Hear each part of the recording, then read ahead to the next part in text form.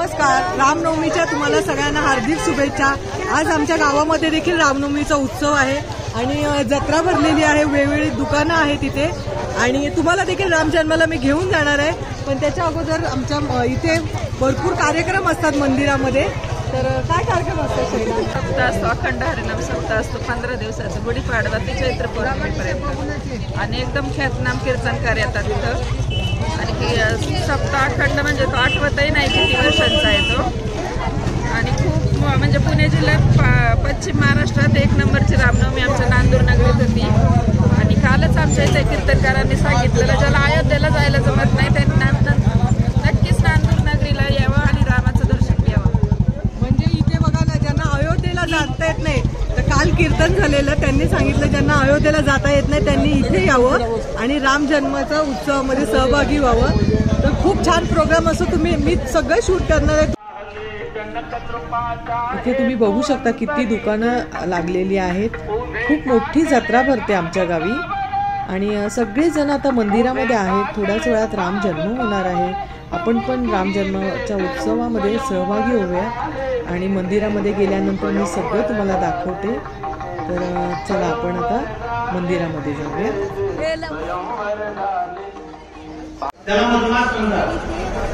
नवमी तिथी माध्यान्ह काळ कशाला म्हणतात? सूर्योदयापासून 24 घटका पुढे सूर्यास्ताच्या 24 घटका आधीची मुहूर्त पुनर्वसू नक्षत्र ओ घडले असो सोगे कंठ दाखला राम जन्मला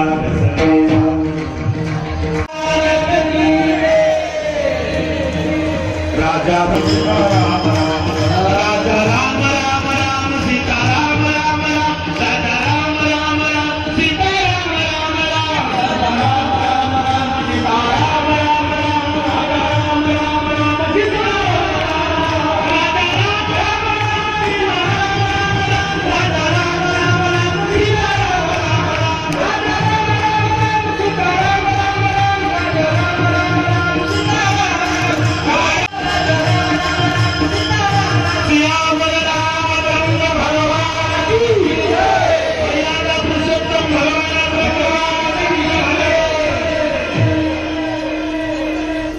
ज्ञानेश्वर माऊली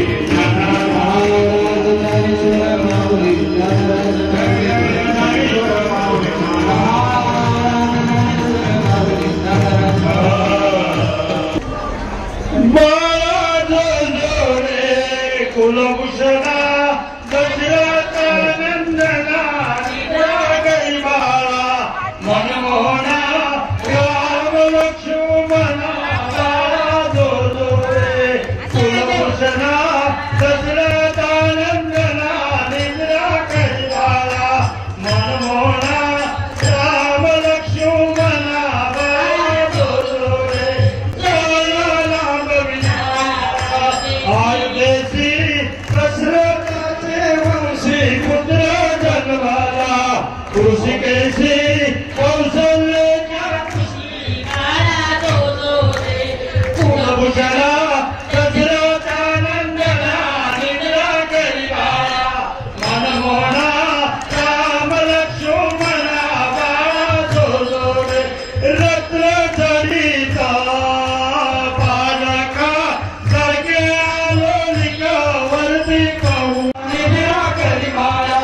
मनमोहना राम लक्ष्मण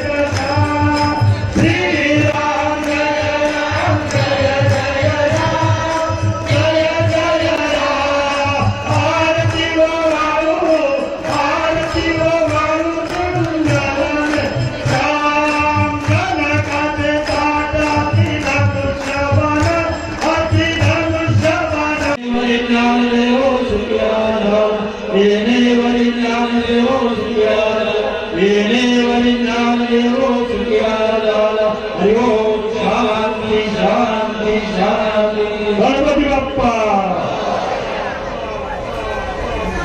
जय श्रीराम राम जन्म झाल्यानंतर इथे महाप्रसाद देखील असतो. 15 पोती लापशी असते, म्हणजे एक पोतं 100 किलोचं असतं. इथे लापशी आणि शाक म्हणजे चणा बटाट्याची भाजी, एवढे सगळं इथे आपण प्रसाद म्हणून इथे दिला जातो. आणि इथे बाहेर देखील आता सगळे राम जन्म झाल्यानंतर सगळे बाहेर आलेले आहेत आणि आपली ही जत्रा सगळे जत्रेमध्ये खरेदी करतायत. दरवर्षीप्रमाणे ह्यावर्षी 15,000 ते 20,000 भाविकांनी इथे उपस्थिती दाखवलेली होती.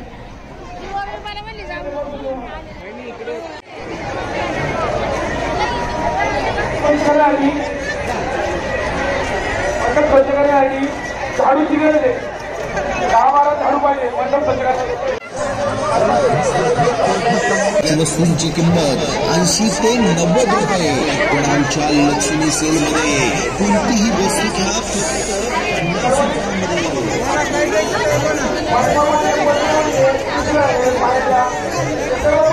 काय काय घेतलं मुलांनी, काय काय घेतलं? आपली गावची यात्रा आहे ना. काय रे, काय घेतलं तुम्ही? अरे वा वा वा वा, छान. अजून काय काय खाल्लं का? काय दिली की नाही? अरे वा.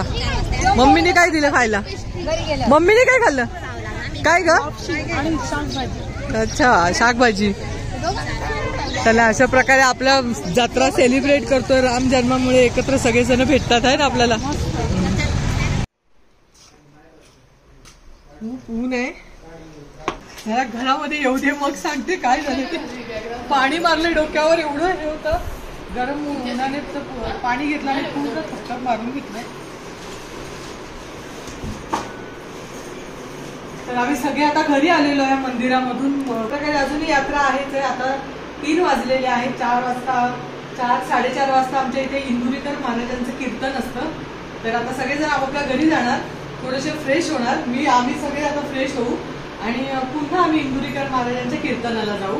तर सकाळपासूनच खूप प्रोग्राम असतात मंदिरामध्ये. तर आम्ही बरोबर राम जन्माच्या थोडं अगोदर गेलो आणि सगळा राम जन्माचा सोहळा मंदिराच्या गाभाऱ्यात जाऊन मला शूट करता आला नाही, कारण खूप गर्दी होती. म्हणून बाहेरच थांबले आणि तिथे स्क्रीनवरून मी शूट केलेलं आहे आणि थोडंफार आमची यात्रा देखील दाखवलेली आहे. तुम्हाला आवडेलच. तर आता पुन्हा मी 4 वाजता इंदुरीकर महाराजांच्या कीर्तनाला जाणार आहोत. तर तेव्हा मी थोडंसं त्यांचं कीर्तन शूट करेल. चला, आपण भेटू मग नंतर. आम्ही आता निघालेलो आहोत इंदुरीकर महाराजांच्या कीर्तनाला. आमच्याबरोबर आहेत आता मंगलताई.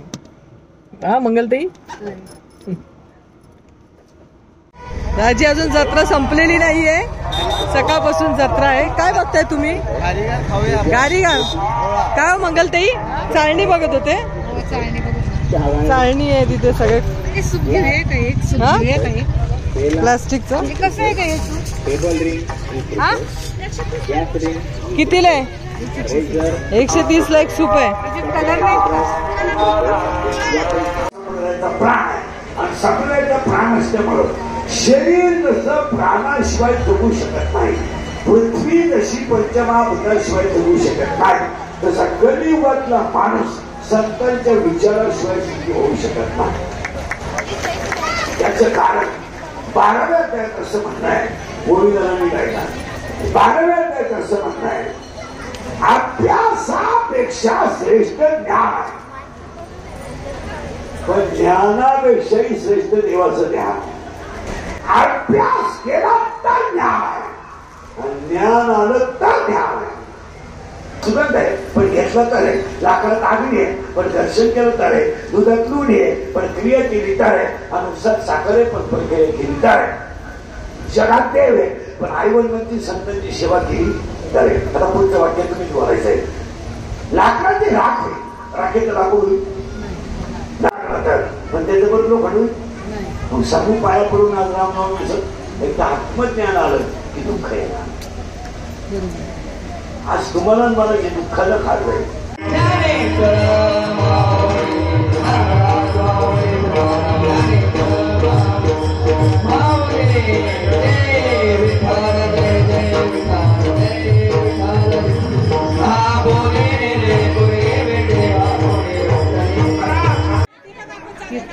घेतलं आणि आम्ही पुन्हा मंदिरामध्ये दर्शनासाठी गेलो. सकाळी दर्शन घेतलं होतं पण सकाळी खूप गर्दी होती. आता थोडी गर्दी कमी होती म्हणून मंदिरामध्ये थोडंसं मला शूट देखील करता आलं. तुम्ही सुद्धा आमच्या मंदिरामध्ये दर्शन घ्या प्रभू रामचंद्रांचं. आणि सुंदर प्रकारे असं मंदिर सजवलेलं आहे. दरवर्षीप्रमाणेच यावर्षी देखील 15,000 ते 20,000 भाविकांनी येथे उपस्थिती दर्शवली. पुण्या मुंबईला असणारे सगळे आपले गावकरी मंडळी सगळे या दिवशी रामनवमीच्या दिवशी आवर्जून मंदिरामध्ये हजर राहतातच. अशा प्रकारे आपली रामनवमी साजरी झालेली आहे.